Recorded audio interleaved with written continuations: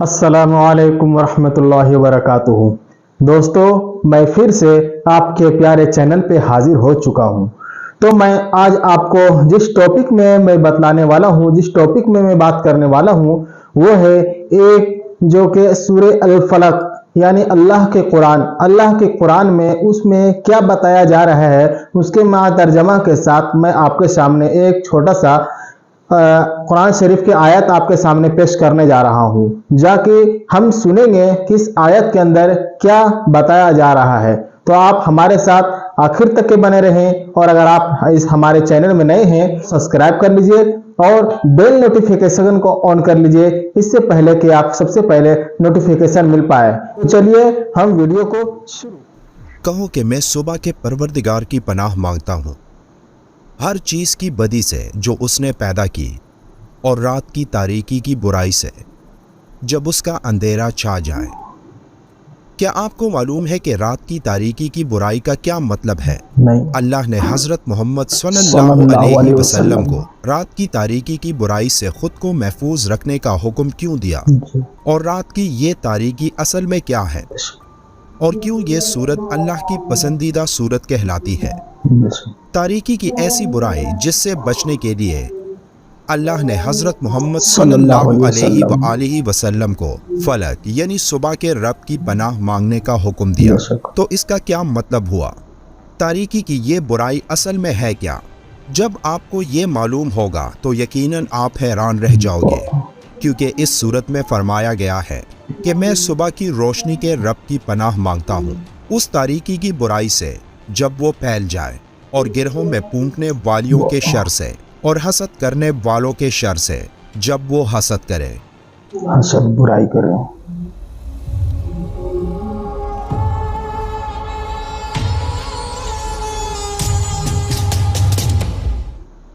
कहा जाता है कि जब अल्लाह ने हर चीज़ की तख्लीक की तो बुराई भी उसी की पैदा कर दी है, लेकिन ये बात दुरुस्त नहीं, क्योंकि इब्लीस या शैतान जिससे बुराई का आगाज हुआ था उसे अल्लाह ने बुरा पैदा नहीं किया था, जबकि हकीकत ये है कि इब्लीस ने बुराई का रास्ता अपनी मर्जी से चुना था, जिसकी वजह से वो गुस्ताख बना और किबर में मुब्तला हुआ।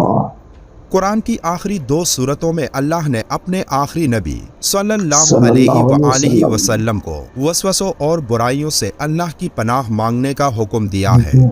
सूरह फलक में सुबह के रब की पनाह लेने का हुक्म है, जबकि सूरह अन्नास में लोगों के रब की पनाह में आने का हुक्म है। सूरह अन्नास में अल्लाह अपनी बड़ाई बयान करता है और सिर्फ एक चीज से अल्लाह की पनाह में आने का हुक्म है, और वो है शैतानी वसवसे। जबकि सूरह अल फलक में अल्लाह ने कई बुराइयों से अल्लाह की पनाह मांगने का हुक्म किया है। अरबी में फलक का मतलब किसी चीज को पाड़ के निकालना या कोई चीज पाड़ के निकल आए। यहाँ मुराद रात की तारीकी को पाड़कर सुबह का उजाला निकलता है, जैसे एक बीज दरमियान में से पट जाती है और उससे एक पौधा निकलता है। कई अरबी लुगत बशमूल ताजुल उरूस में फलक का मतलब ये भी है कि जो पैदा किया गया हो, क्योंकि हर एक चीज किसी और चीज को पाड़कर पैदा होती है। जैसे कोई चश्मा पहाड़ को पाड़कर निकलता है, बादलों से पानी पाड़कर निकलता है, पौधे जमीन को पाड़कर निकलते हैं, और एक बच्चा अपनी माँ के पेट को पाड़कर बाहर सांस लेता है। सूरह अल फलक में हम अल्लाह से दरख्वास्त करते हैं कि वो तमाम अनदेखी बुराइयों के शर से हमें महफूज रखे। ये सूरत हमें हमारी नफ्सियाती और समाजी बुराइयों से बचाने में मदद फराहम करती है। जैसे रात का अंधेरा जिस वक्त डर का अंसर ज्यादा होता है और एक इंसान पर शैतानी अवामिल और वसवसों के हमलों की शिद्दत ज्यादा होती है, और उस वक्त जब कोई आपसे हसद करे और उस हसद में वो इंसान आपको जानी या माली नुकसान पहुंचाने की कोशिश में हो, या फिर जादू वगैरह जिसके जरिए कोई आपको शदीद जहनी और जिस्मानी तकलीफ में मुब्तला करने का इरादा रखता हो, तब ये सूरत इन तमाम बातों से एक इंसान को महफूज रखता है। लेकिन शर्त यह है कि आपका अकीदा मजबूत हो। जादू एक अटल हकीकत है, और नबी अकरम सल्लल्लाहु अलैहि वसल्लम पर भी जादू हुआ था। जैसा कि सैयदा आयशा रज़ियल्लाहु ताला अन्हा से रिवायत है कि आपको ख्याल होता था कि आप किसी काम को कर रहे हैं, हालांकि किया ना होता था, हत्ता कि एक दिन या एक रात جبکہ آپ صلی اللہ علیہ وآلہ وسلم میرے پاس تھے۔ آپ نے بار بار دعا کی، پھر فرمایا، اے عائشہ، کیا تجھے معلوم ہے کہ اللہ تعالیٰ نے مجھے وہ بات بتا دی ہے جو میں اس سے پوچھ رہا تھا؟ میرے پاس دو آدمی آئے، ایک میرے سر کے پاس اور دوسرا میرے پاؤں کے پاس بیٹھ گیا۔ ان میں سے ایک نے اپنے دوسرے ساتھی سے پوچھا کہ اس آدمی کو کیا تکلیف ہے؟ تو اس نے کہا کہ اس پر جادو کیا گیا ہے۔ تو اس نے کہا کہ کس نے کیا ہے؟ تو جواب ملا کہ لبید بن عاصم نے۔ تو اس نے کہا کہ کس چیز میں؟ تو کہا کہ کنگھی، بالوں اور نر کھجور کے شگوفوں میں۔ پھر کہا کہ وہ کہاں ہے؟ تو جواب ملا کہ بیر زروان میں۔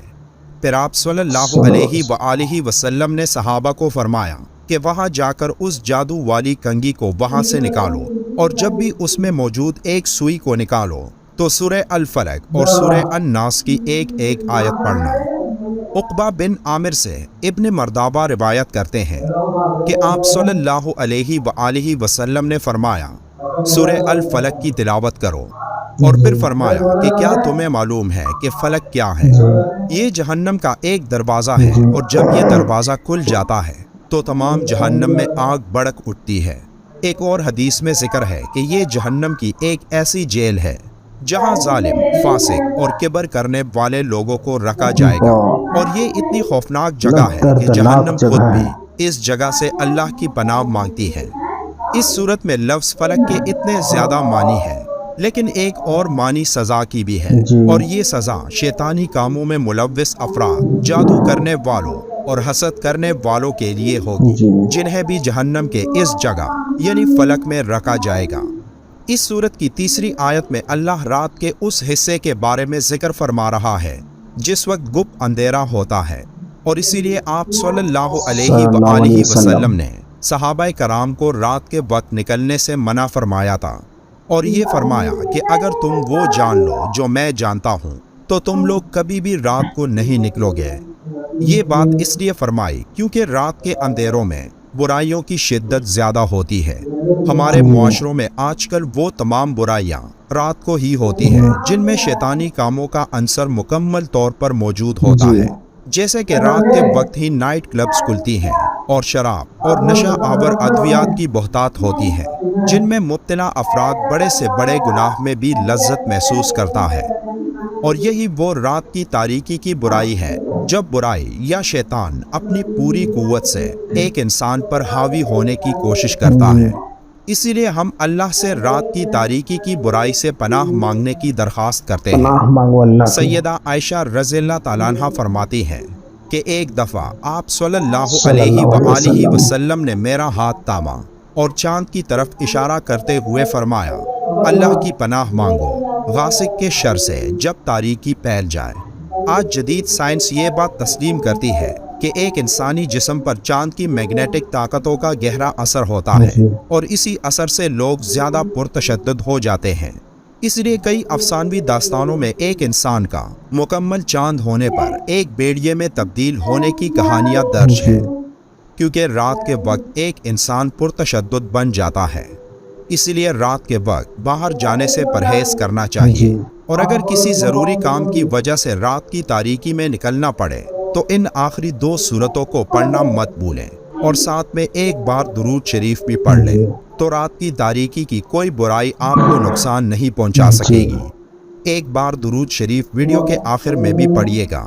امید ہے یہ معلوماتی ویڈیو آپ کو اچھی لگی ہو۔ ملتے ہیں آپ سے ایک اور اچھی ویڈیو میں، تب تک کے دوستو، جیسا کہ میں نے آپ کو دکھایا ہے کہ ایک قل اعوذ برب الفلق کا جو آیت ہے ان کی فائدہ اور ان کی جو ان پہ بتایا گیا ہے، میں نے آپ کو وہ چیز دکھایا ہے، تو ان چیز سے پرہیز کریں آپ، اور ان سے بچنے کی کوشش کریں، ان عذاب سے بچنے کی کوشش کریں۔ اسی طرح کا لیٹسٹ ویڈیو میں آپ تک کے پہنچانے کی پرزور کوشش کرتا ہوں۔ تو دوستو، میں امید کرتا ہوں کہ یہ ویڈیو آپ کو ایک زندگی کا سیکھ دینے کا آپ کو اثر ہوا ہوگا، تاکہ میں اس سے اثر کروں۔ دوستو، ایک صدقہ جاریہ یعنی آپ کے ثواب کی نیت سے اس ویڈیو کو دوسرے لوگوں تک کے پہنچائے، تاکہ یہ ویڈیو سے وہ بھی ترتیب برترتیب حاصل کر سکے، جس سے کہ آپ اپنے آپ کو بچنے کا اور بچانے کا اور بہترین راستے پہ چلنے کا آپ وعدہ کیے. تو انشاءاللہ میں امید کرتا ہوں کہ آپ ویڈیو کو شیئر کر چکے ہوں گے, اور اگر پیج کو فالو نہیں کیے ہیں تو آپ پیج کو فالو کر لیں اور چینل کو سبسکرائب ضرور کر لیجئے.